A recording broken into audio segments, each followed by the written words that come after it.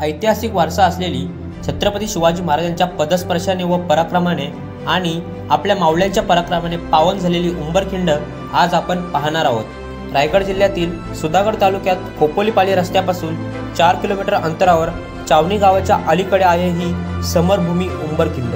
लोणावळा येथील शिवदुर्ग मित्र लोणावळा या संस्थेने 2001 साली उंबरखिंडीमध्ये अंबा नदीच्या पात्र शेजारी ध्वजस्तंभ उभारून हा विजयोत्सव सुरू केला।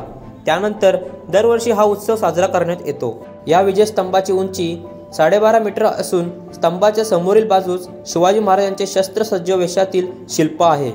मागील बाजूस उद्घाटनाची कोनशिला असून डावीकडे आज्ञापत्रातील वृक्षाविषयीची माहिती आहे, तर उजवीकडील बाजूस उंबरखिंडच्या लढाईचा थोडक्यात इतिहास कोरलेला आहे।